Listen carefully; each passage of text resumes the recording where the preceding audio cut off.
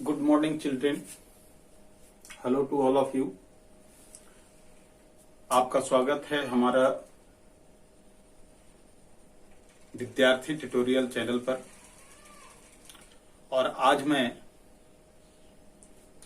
आपको नंबर के विषय में यानी संख्याओं के विषय में जानकारी देने का प्रयास करता हूं। लेकिन इससे पहले कि आपने अगर मेरे चैनल को सब्सक्राइब नहीं किया है तो उसे सब्सक्राइब कर लें, क्योंकि हर बार जब हम नए सब्जेक्ट को आपके लिए डालता हूं तो उसकी सूचना आप तक सबसे पहले मिल जाए। इसलिए चैनल को आप सब्सक्राइब करें। और अगर ऐसा लगे कि जो विषय मैंने आपको जानकारी में देने का प्रयास किया है आपको अच्छा लगा हो तो चैनल को लाइक भी करें और अपने मित्रों को शेयर भी करें। तो आइए हम चलते हैं संख्याओं के विषय में जानकारी प्राप्त करें। देखिए, दुनिया में संख्याओं का प्रचलन अलग अलग भाषाओं में भिन्न भिन्न तरह के हैं, भिन्न भिन्न प्रकार से यूज किए गए हैं। लेकिन पूरे विश्व में जो मान्यताएं हैं और खास करके मेरे भारत के लिए भी, तो हम अपने भारत के साथ भी और विश्व स्तरीय जो मान्यता मिली है उसके साथ भी चर्चा करेंगे। तो वो है, एक है भारतीय अंकन प्रणाली और दूसरा अंतरराष्ट्रीय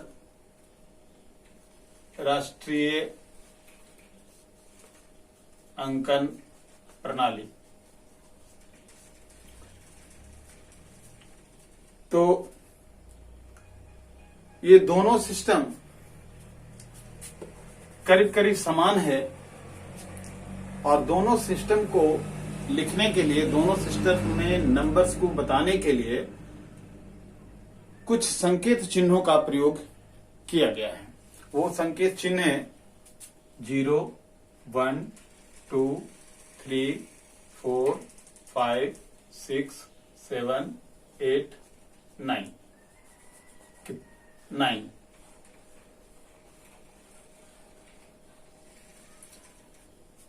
यानी 10 चिन्हों का प्रयोग किया गया है। ये दोनों अंकन प्रणाली में, दोनों नंबर सिस्टम में इसका यूज होता है, भारतीय में भी और अंतर्राष्ट्रीय में भी। ऐसे प्राचीन काल में कुछ संख्याओं को लिखने की जो प्रणाली थी, प्रचलित प्रणाली थी, वो थी, एक तो हमारा जो भी प्रणाली हो, लेकिन मिस्र की संख्या लेखन प्रणाली, बेबीलोन की संख्या लेखन प्रणाली, रोमन संख्या प्रणाली, ये सब प्रचलित प्रणालियां थी। तो संकेत चिन्हों का जो प्रयोग ये किया गया है, यूज किया गया है, उसका आविष्कार हमारे देश में ही हुआ है। ये हमारे लिए सौभाग्य की बात है। और चूंकि उन संख्याओं को लिखने के लिए, चाहे जितनी बड़ी संख्या हो, उन संख्याओं के लिखने के लिए इन 10 चिन्हों का प्रयोग किया जाता है। 1, 2, 3, 4, 5, 6, 7, 8, 9, 10 चिन्हों का प्रयोग किया जाता है। इसीलिए इस संख्या लेखन प्रणाली को दार्शनिक संख्या लेखन प्रणाली, दार्शनिक संख्या लेखन प्रणाली कहते हैं। और एक और दूसरी बात मैं बता दूं कि दार्शनिक संख्या लेखन प्रणाली इसलिए कहते हैं कि जब मान लीजिए एक संख्या हम लें, मान लीजिए 45 है, जब हम 45 को लिखते हैं तो हम इसको ऐसा लिख सकते हैं 40 जोड़ 5, और इसको हम लिख सकते हैं 4 गुना 10 जोड़ 5, यानी 4 into 10 plus 5। और इसको यूं भी लिख सकते हैं कि 4 into 10 पावर 1, चूंकि 10 एक बार है इसलिए 1 लिख सकते हैं, और प्लस 5। अब इससे अलग मैं बात करूं कि अगर 435 हो तो हम इसको लिख सकते हैं 400 प्लस 30 प्लस 5 और तब फिर हम लिखेंगे 4 इंटू 100 प्लस 3 इंटू 10 प्लस 5 या फिर इसको हम लिख सकते हैं 4 into 10 to the power 2 plus 3 into 10 to the power 1 plus 5 और इसको भी 5 को यहां भी हम ऐसा भी लिख सकते हैं 10 टू द पावर 0 क्योंकि किसी भी अंक पर पावर अगर 0 हो जाता है तो उसका वैल्यू 1 होता है। तो यहाँ 1 हो गया और 5 में 1 से गुना करेंगे 5, इसलिए अब देखिए इसी तरह से और कोई भी बड़ी संख्याओं को लेते हैं तो इन सभी संख्याओं में चाहे वो 3 हो 4 हो 3 हो 5 हो यानी 435 हो या 45 हो उसमें 10 का प्रयोग किया जा रहा है। इस वजह से भी इस संख्या लेखन प्रणाली को दार्शनिक संख्या लेखन प्रणाली के नाम से भी जानते हैं। ठीक है, अब देखें थोड़ा सा इससे आगे।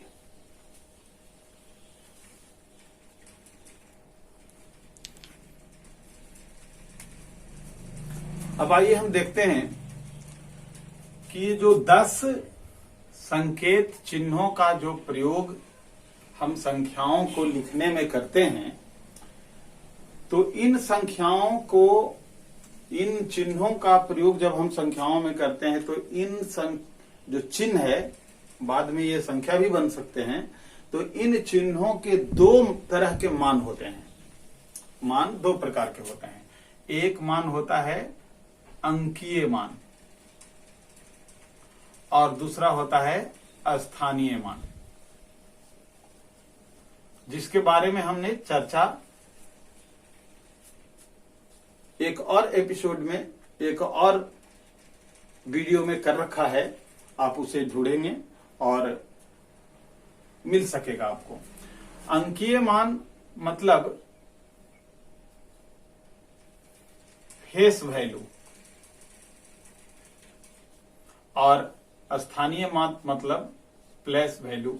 इस पर हम ज्यादा चर्चा नहीं करेंगे लेकिन थोड़ी सी चर्चा कर देना चाहते हैं। जैसे अभी हमने लिया था 45, तो 45 को हमने लिखा था 40 जोड़ 5 यानी 4 इंटू 10 प्लस 5 इंटू 1 ऐसा भी लिख सकेंगे। यानी 4 का अपना जो फेस वैल्यू है यानी अंकीय मान है वो ऑलरेडी 4 है। 4 का अंकीय मान 4 होगा, जबकि हम उसका स्थानीय मान की चर्चा करेंगे तो कितना हो जाएगा 40। कितना 40 यानी वो दहाई के स्थान पर है। अगर 5 की बात करें तो 5 का अंकीय मान 5 और उसका स्थानीय मान भी 5 क्योंकि वो इकाई के स्थान पर है इसलिए 5 ही बोलेंगे और अंकीय मान तो 5 है ही। यानी इन सभी संख्याओं के या इन सभी चिन्हों के अंकीय मान स्वयं ही है।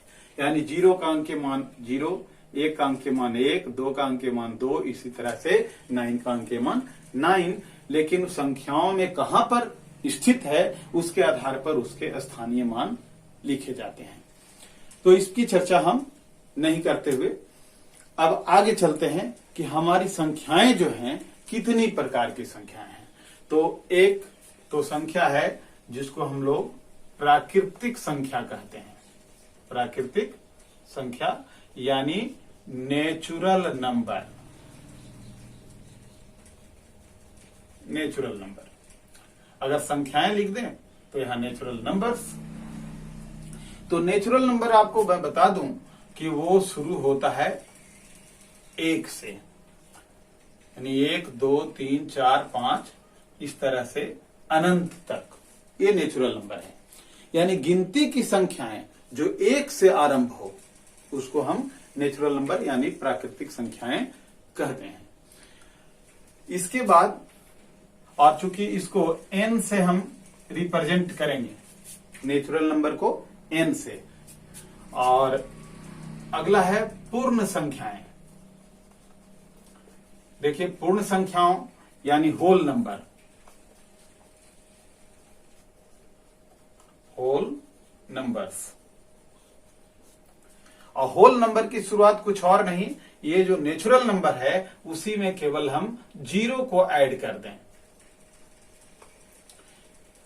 यानी नेचुरल नंबर जब अपने साथ जीरो को भी शामिल कर लेता है तब हम उसको होल नंबर कहते हैं, यानी पूर्ण संख्या कहते हैं। और इसको होल नंबर चूंकि डब्ल्यू से है इसलिए इसको हम संकेत में डब्ल्यू भी लिखते हैं, होल नंबर।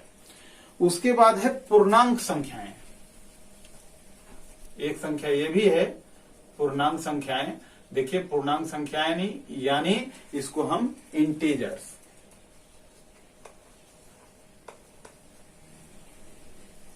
इसको हम रिप्रेजेंट करते हैं आई से या जेड से भी, जेड से भी। देखिए और कुछ नहीं है, जब पूर्ण संख्याओं को ही लिख दें और साथ में इनके निगेटिव नंबर्स को भी जोड़ दें, उसी में शामिल कर दें।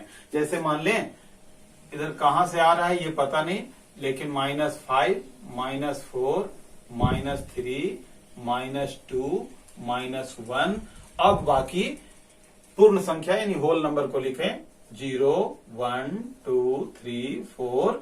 इस तरह से जो संख्याएं हमको मिलेंगी वो सभी इंटीजर्स कहेंगे। ठीक है, इसके बाद थोड़ी सी और चर्चा हम कर लें।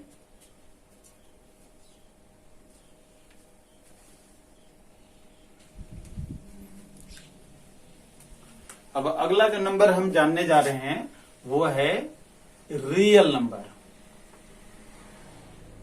रियल नंबर यानी वास्तविक संख्याएं।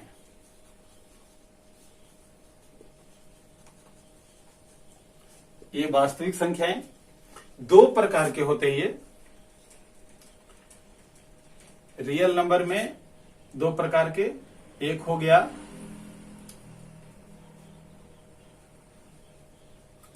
रेशनल नंबर्स और दूसरा इरेशनल नंबर्स।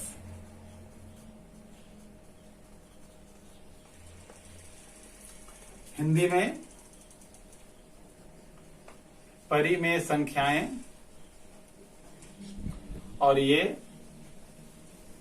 अपरिमेय संख्याएं।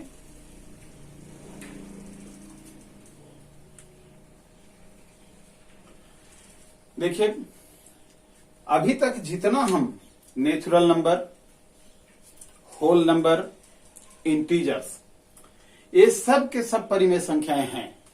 ऑलरेडी परिमेय संख्याओं में वो भी आते हैं, जैसे नेचुरल नंबर होल नंबर में शामिल है और नेचुरल नंबर और होल नंबर इंटीजर्स में शामिल है। उसी प्रकार से natural number, whole number, integers परिमेय संख्या यानी रेशनल नंबर में शामिल है। लेकिन उसके अलावा कुछ और संख्याएं, वो संख्याएं जो P/Q के रूप में रहे और साथ ही Q का मान 0 कभी नहीं होना चाहिए। नीचे 0 यानी डिनोमिनेटर के जगह पर 0 नहीं हो, तभी ये P/Q परिमेय संख्या के रूप में, रेशनल नंबर्स के रूप में काउंट होगा। ठीक है, और अपरिमेय संख्या यानी इरेशनल नंबर, तो साफ जाहिर है कि जो P/Q के रूप में नहीं हो, इस रूप में नहीं हो। तो अब थोड़ी सी बात, जैसे P/Q के रूप में, जैसे यहां कोई भी एक नंबर ले लें, कोई भी इंटीजर से ले लें, 4 ले लें, 5 ले लें, ये रेशनल नंबर है। 3 ले लें, 100 ले लें, 100 ले लें, 3 ले लें, माइनस में ले लें, ये सभी के सभी रेशनल नंबर्स होंगे। लेकिन डिनोमिनेटर 0 नहीं होना चाहिए। ठीक है, अब यहां जब हम कहें कि भाई इरेशनल नंबर P/Q के रूप में नहीं होगा, तो होगा किस रूप में? किस रूप में होगा वो? तो वो है कि कोई भी संख्या जिसका हम वर्गमूल निकालें, रूट निकालें और नेचुरल नंबर वो प्राप्त नहीं हो। 2 का अगर हम रूट निकालते हैं तो कोई नेचुरल नंबर नहीं प्राप्त होगा। जैसे 4 का अगर हम रूट निकालते हैं तो ये नेचुरल नंबर प्राप्त हो जाता है ना। अगर हम निकालते हैं 25 का तो ये नेचुरल नंबर प्राप्त हो जाता है। तो ये नेचुरल नंबर प्राप्त हो जाता है, लेकिन √2, √3, √5, √7, √6 ये सब का नेचुरल नंबर के रूप में इस तरह से प्राप्त नहीं हो सकेगा। इसलिए ये क्या है? Irrational number. इसके साथ साथ गणित में एक और संकेत चिन्ह जिसको हम लोग पाई बोलते हैं, और एक और संख्या होता है ई। और भी कुछ अगर संख्याएं हैं तो कम से कम इतना जान ले कि √2, √3 मतलब ऐसा रूट वाला नंबर जिसका हल नेचुरल नंबर के रूप में नहीं प्राप्त हो, वो सभी अपरिमेय संख्याएं यानी इरेशनल नंबर। और पाई और ई ये भी इरेशनल नंबर है। आपके परीक्षाओं में आता है ये कि बताओ या 2 ऐसे नंबर्स लिखें जो इरेशनल नंबर है यानी रेशनल नंबर नहीं है, तो आप उसका जवाब देने में सक्षम होंगे, ध्यान रखेंगे। अब आगे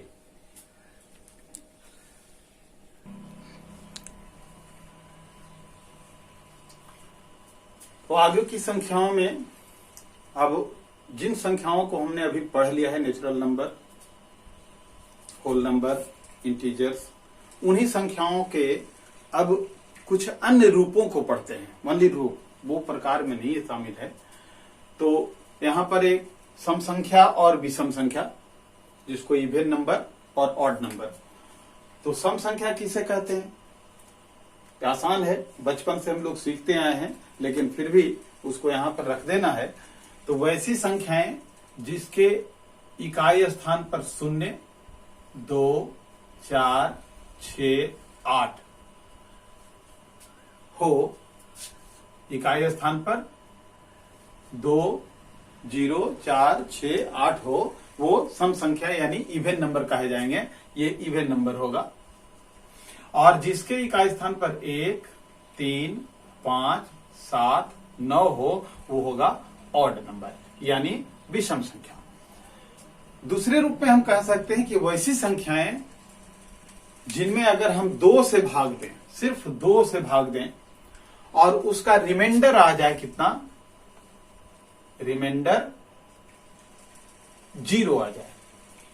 कितनी भी बड़ी संख्या हो, उसमें अगर हम 2 से भाग दें, उसका रिमाइंडर 0 आ जाए यानी शेष 0 आ जाए, तो वो संख्या सम संख्या होगा। और कोई भी संख्या जिसमें हम 2 से भाग दें और उसका रिमाइंडर 1 आ जाए, तब वो हो जाएगा विषम संख्या यानी ऑड नंबर।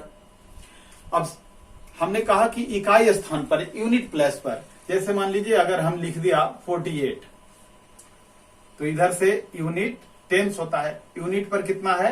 8 है, यानी ये क्या है? इवन नंबर है। 48 इवन नंबर है। मान लीजिए हम 481 यानी 481 लिखते हैं, तो यूनिट नंबर कितना है? 1 है। इसका मतलब 481 कौन सी संख्या है? ऑड नंबर है। ओके भाई, बहुत इजी था। अब अगला जो नाम है वो है अभाज्य संख्या या फिर भाज्य संख्या। 2 प्रकार से, जिसको हम रूढ़ संख्या और चाहे यौगिक संख्या भी उधर कह सकते हैं। भाज्य संख्या का मतलब यौगिक संख्या, और उसी को अंग्रेजी में हम प्राइम नंबर और कंपोजिट नंबर के नाम से उसे जानेंगे। तो अभाज्य संख्या किसको कहते हैं? देखिए, अभाज्य संख्या जैसे मान लीजिए हम एक संख्या लेते हैं 7, और 7 में हम किसी संख्या से भाग देने का प्रयास करते हैं। तो सबसे पहले भाग देने वाले में से 1, 2, 3, 4, 5, 6, 7 इतना से ज्यादा तो भाग दे नहीं सकते। है ना। तो हम देखते हैं कि 7 1 से कट जाएगा और 7 7 से कट जाएगा। अगर 2 से भाग दें, 3 से भाग दें, 4 या 5, 6 से भाग दें तो इससे भाग पूरी तरह से कटेगा नहीं, बल्कि कुछ रिमाइंडर छोड़ जाएगा। यानी 7 और 1 से अगर भाग देते हैं तो कोई रिमाइंडर नहीं छोड़ता है। हम एक और संख्या ले लेते हैं, मान लीजिए 13। ये 13 1 से डिवाइडेबल है एंड 13 से डिवाइडेबल है। मतलब एक तो स्वयं संख्या से और दूसरा 1 से। तो एक स्वयं की संख्या और फिर 1 से अगर इस तरह से डिवाइड हो, पूरी तरह से भाग लग जाए, तो वैसी संख्या अभाज्य संख्या कहलाएगी।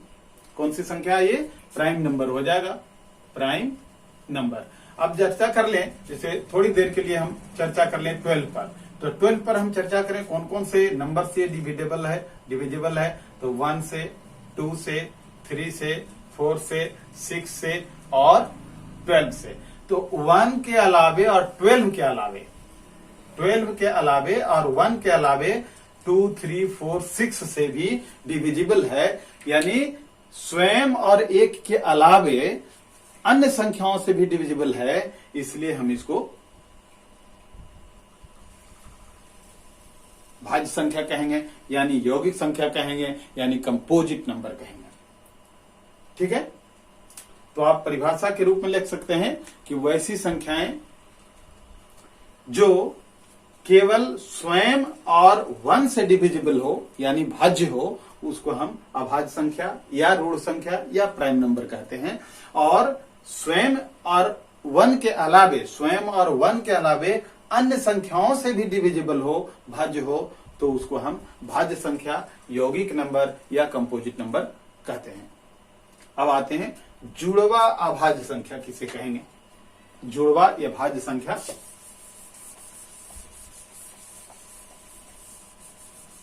उसको यमज नंबर भी या द्विअंतरीय अभाज्य संख्याएं या ट्विन प्राइम नंबर, थोड़ा सा नया नाम है, जुड़वा अभाज्य संख्या या यमज अभाज्य संख्या या द्विअंतरीय अभाज्य संख्या या ट्विन प्राइम नंबर। देखिए, हम कुछ प्राइम नंबर्स लिखते हैं 2, 3, 5, 7, 11, 13, 17, 19, 23, 29, 31, 37, 41, 43 और बहुत सारे। अब इन पर विचार करें नाम के अनुसार। जुड़वा अभाज्य संख्या, जो लगातार अभाज्य संख्या हो। लगातार मतलब देखिए 2, 3 ये लगातार है, इनके बीच में और कोई ऐसी नंबर नहीं है जो अभाज्य संख्या है, यानी प्राइम नंबर है। 3, 5 के बाद हम करें तो ये भी जुड़वा अभाज्य संख्या है। 4 इसमें अभाज्य है नहीं। 5 और 7 ये भी, 5 के बीच में 6 है जो अभाज्य संख्या नहीं है। अब अगर 7 और 11 के बीच की बात करें तो 7 और 11 के बीच में कौन कौन सा नंबर है? 8, 9, 10। बीच के संख्याओं में कोई अभाज्य संख्या तो नहीं है, लेकिन अब यहां नाम देखिए, द्विअंतरीय, मतलब इन दोनों का अंतर जो है 2 नहीं है। कितना है? 4 है। जबकि 3 और 5 के बीच का अंतर 2 है ना। 5 और 7 के बीच का अंतर 2 है। तो वैसी संख्याएं, ऐसा नहीं 3 में से 5 गया 2 नहीं इसको माना जाए, हम बोल रहे हैं कि 3 और 5 के बीच का अंतर, ठीक है, 5 और 7 के बीच का अंतर। तो वैसी अभाज्य संख्याएं जिनके बीच का अंतर 2 है, तो वैसी संख्याओं को जुड़वा अभाज्य संख्याएं या यमज अभाज्य संख्याएं या द्विअंतरीय अभाज्य संख्याएं या ट्विन प्राइम नंबर कहते हैं। ठीक है। अब है सह अभाज्य संख्या, उसी को हम असह अभाज्य संख्या भी कहते हैं और परस्पर अभाज्य संख्या भी उसको कहते हैं। ठीक है। या को प्राइम नंबर, तो इसकी बात अगर हम करें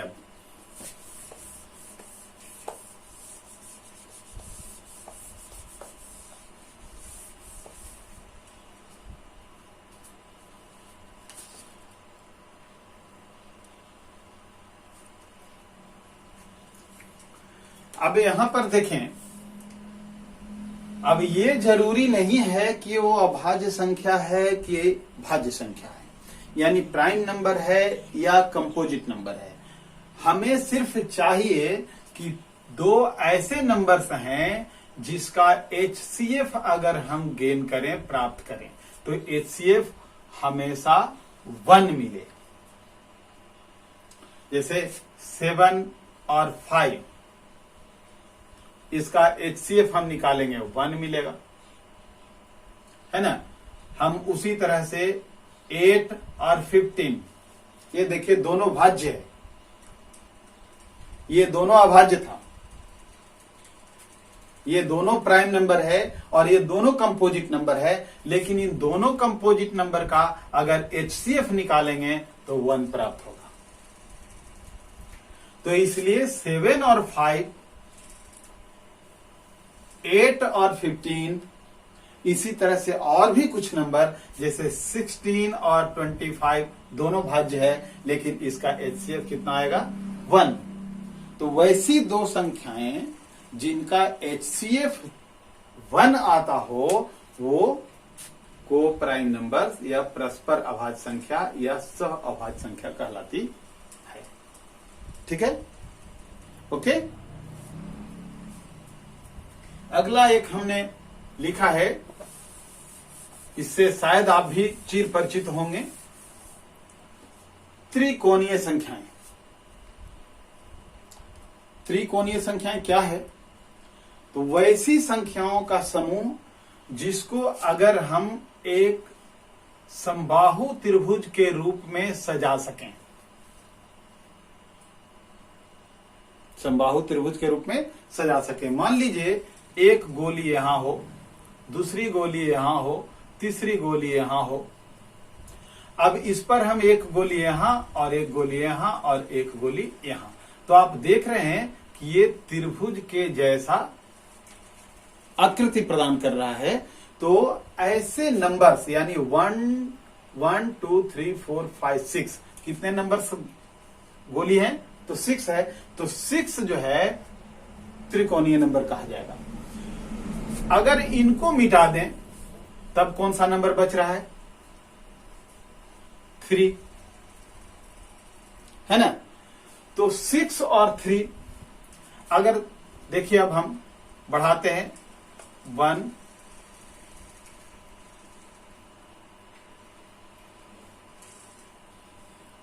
अब हमारा नंबर कितना है? 1 2 3 4, 1 2 3 4। अब इसको काउंट करें, 4 3 7 2 9 1 10, यानी एक अगला नंबर कौन सा प्राप्त हो रहा है? 10। अगर इसमें और संख्या बढ़ा दें, कितना है? अब आ रहा है कितना? 5। तब हो गया कितना? 5 4 9 3 12 और 3 15, यानी 15 भी। तो इस प्रकार से जो संख्याएं 3 6 10 और 15, अगर नीचे 6 गोलियां रख दें तब कितना हो जाएगा? 21, यानी 21। तो इस प्रकार से जो प्राप्त नंबर हो रहे हैं 3 6 10 15 21, तो इन सभी नंबर्स को हम कौन सा नंबर कहेंगे? त्रिकोणीय नंबर्स, यानी त्रिकोणीय संख्याएं। अब देखिए, अब हम 0 0 रखकर कितनी संख्याओं को प्राप्त कर सकते हैं? तो एक हम बताते हैं, 1 2 3 4 5 6 7 8 9 10 11। अगर इसको हम कहें कि ऐड कीजिए, तो ऐड करने का रूल क्या है? हम आपको 1 2 3 4 इस तरह से लिखते हुए कह दें कि 50 तक, इसको ऐड कीजिए, इसको ऐड कीजिए। तो कैसे ऐड करेंगे? तो इसको ऐड करने का तरीका है n इंटू n प्लस 1/2। कहने का मतलब है कि अगर आपकी संख्याएं 11 तक है तो हमको क्या करना होगा? 11 इंटू 11 प्लस 1/2 यानी 11 इंटू 12/2 यानी 11 इंटू 6 यानी 66। तो इन संख्याओं में, त्रिकोणीय संख्याओं में 66 शामिल हो जाएगा। अगर यहां 50 तक की बात करें तो हमको फिर लेना होगा 50 इंटू 50 प्लस 1/2 यानी 50 गुने 51/2 यानी 25।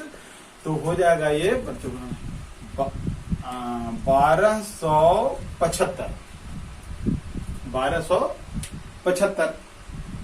तो ये संख्या जो शामिल हो जाएगा 1275 यानी 1275, 1275 वो त्रिकोणीय संख्या में शामिल हो जाएगा। यानी त्रिकोणीय संख्या में कौन सी संख्याएं होंगी? उसके लिए n इंटू n प्लस 1/2 के फॉर्म में, मतलब n के जगह पर जितनी संख्याओं को हम शामिल कर दें 50 तक तो लास्ट नंबर 50, अगर 101 तक रहे तो लास्ट नंबर 101, ऐसा लिख दें तो जो संख्या प्राप्त होगी इसको हल करने के बाद वो त्रिकोणीय संख्याओं में शामिल हो जाएगा। अब इसके बाद दो और प्रकार की संख्याएं मैं बताना चाहूंगा आपको।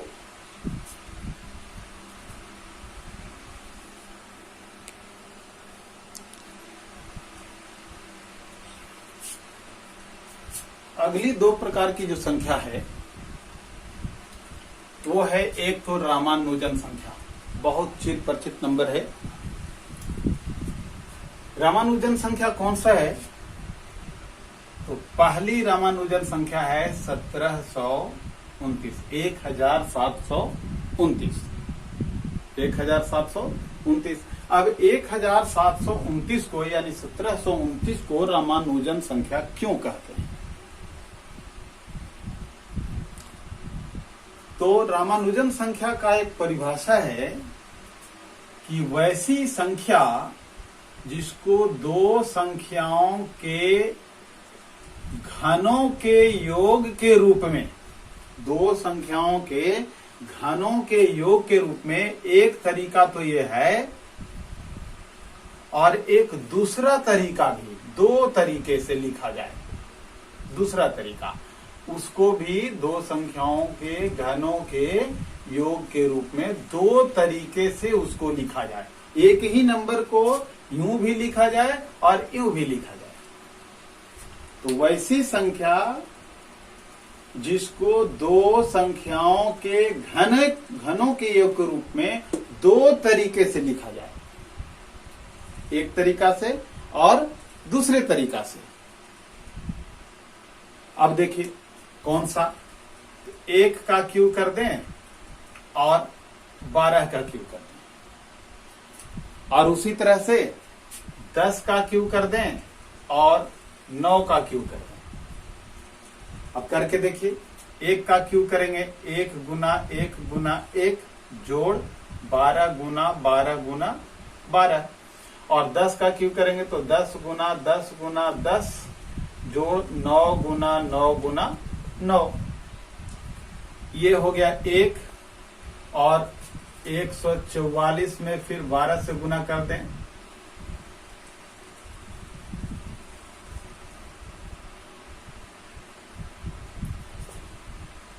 (1728) आ जाएगा कितना? 1729। इसको जब करेंगे तो 1000 और प्लस 81 में 9 से 9 9 8 72। अब सॉरी, अभी दोनों को ऐड करेंगे तो 1729। आप देख रहे हैं 1729 को दो भिन्न तरीकों से हम दो संख्याओं के घनों के योग के रूप में लिख सकते हैं, और यह पहली संख्या है। इसके पूर्व के और किसी भी संख्याओं को दो संख्याओं के घनों के योग के रूप में हम नहीं लिख सकते, इसलिए 1729 को रामानुजन संख्या कहा जाता है। अब एक और लास्ट है जिसको हम लोग मैजिक नंबर के नाम से जानते हैं, तो वो मैजिक नंबर कौन सा है?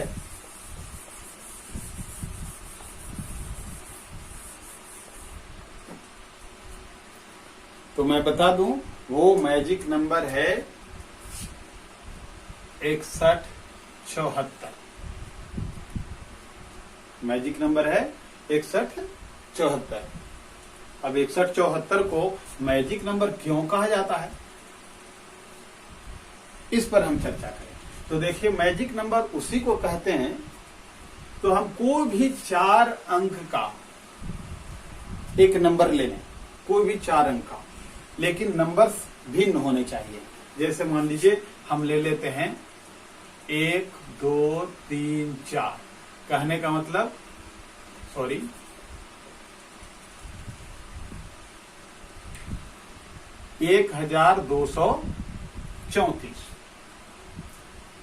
अब 1234 जब ये नंबर ले लिए हैं, तो इसको सबसे पहले घटते क्रम में लिखें, यानी 4 3 2 1, और फिर इसको बढ़ते क्रम में लिखें 1 2 3 4। अब इसको घटाएं, 4 3 2 1 1 2 3 4 7, फिर 11 में से 3 गया 8 0 3। ठीक है,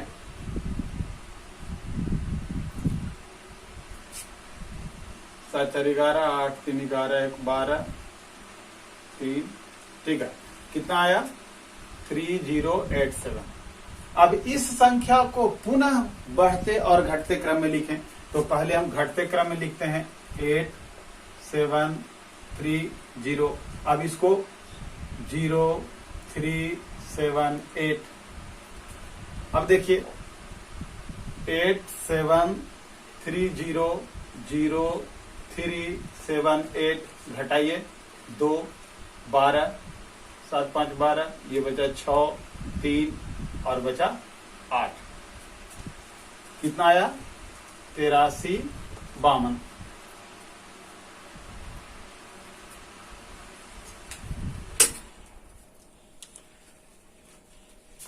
अभी 83 52 को पुनः बढ़ते और घटते क्रम में लिखें, तो कितना होगा? 8 5 3 2, और यहां कितना होगा? 2 3 5 8 8 5 3 2 2 3 5 8। अब इसको घटाइए, कितना हो जाएगा? 4। ये कितना है? 12, यानी 7। ये कितना आया? 1, और ये कितना आया? 6। 61 74। कितना? 61 74। ऐसी किसी भी संख्या को जिसमें नंबर्स अलग अलग होने चाहिए और उनको बढ़ते और घटते क्रम में लिख करके उसका अंतर हम बार बार निकालें, तो एक बार ऐसा आता है कि वो संख्या 61 74 ही आता है। लेकिन ये अभी हम एक बार किए, ये दूसरी बार, ये तीसरी बार, और चौथी, पांचवी, छठी और सातवीं, मैक्सिमम नंबर आपको मैक्सिमम बार जो करने होंगे वो 7 बार तक। 7वीं बार निश्चित रूप से 61 74 प्राप्त हो जाएगा। इसमें अगर हो गया, अब जैसे इसमें हो गया, कहीं कहीं इसी में हो सकता है, कहीं जो है इसमें होगा, कहीं इसमें आ जाएगा 174, कहीं इसमें, कहीं 7वीं बार तो निश्चित रूप से। इसलिए हम 61 74 को जादुई नंबर जादुई संख्या कहते हैं, मैजिक नंबर कहते हैं। तो हम समझते हैं आपको संख्याओं के इस रूप को पहचानने में अब कोई परेशानी नहीं होगी।